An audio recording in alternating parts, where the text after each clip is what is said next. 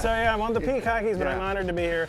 I have never been hotter. Does Bud Light still sponsor their show? I could really use a beer. Stick around for what's on tap. Absolutely. Bud Light, it's easy to enjoy. That's easy right. Sunday. Yeah, fridge full of beer. Yeah, absolutely. But you have to drink it in the Peacocky outfit.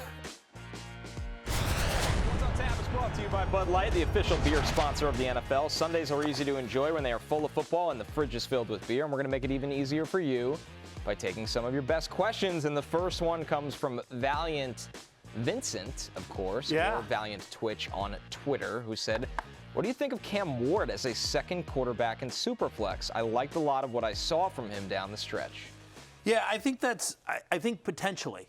My answer here is like, I want to know sort of what this team does. I want to know who their coach is. I want to know what they do in the offseason. They need to give Cam Ward some help. But I agree with Valiant Vincent here, Connor, that I thought he showed signs of progress in the second half, despite the fact that he wasn't surrounded by very much. There was a coaching change, obviously. Callahan out, Mike McCoy, interim head coach, in as well for Cam Ward. But in each of his last 4 completed games, multiple touchdown passes. His passer rating was like over 100 starting in week 15. So, yeah, I mean, there's a reason why this guy was the #1 overall pick next year. Right. You saw the talent. The last couple of games, it felt like he was throwing 2 touchdowns every single game. He looked really improved, and that was with no help. And it feels like for Tennessee, as much as they've struggled a lot, this is a job that I think they can do pretty well. They might be able to get a Kevin Stefanski. Even if they went down the road of a defensive guy like a Robert Saleh, can he bring in a Mike McDaniel or a Cliff Kingsbury? Whatever. Jason Garrett. Jason Garrett. Shout out to our guy, Jason Garrett. The bottom line is... Jason Garrett's a great, by the way, anyway.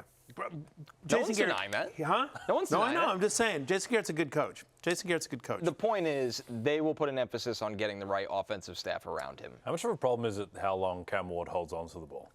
Honestly, I think it's just why you love him and why sometimes he might be frustrated with it. Like, it's part of his greatness. Yeah. You don't want to ever take that away from a player, because then it can limit them in a way that makes them not what they were. And as we've seen with Caleb Williams this year, you can weaponize that. Because Caleb, the knock on him was he holds on to the ball too long. Well, this year he never got sacked.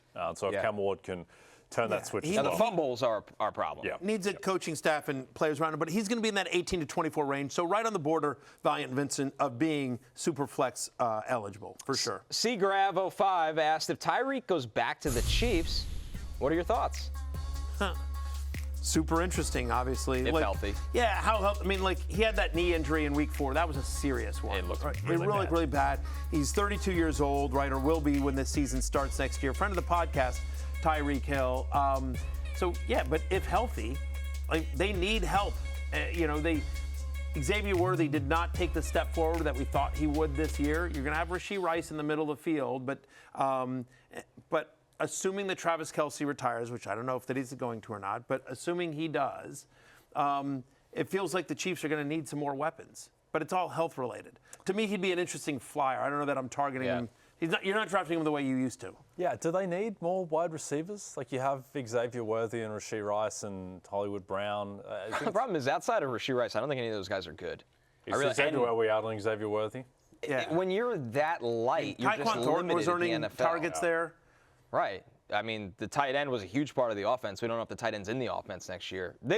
We also don't know if Mahomes is going to be back for opening day. You almost want Tyreek Hill back there just to hope that it reactivates Mahomes' deep ball accuracy. Yeah. Because he hasn't been able to throw the deep ball to anyone who's not Tyreek Hill.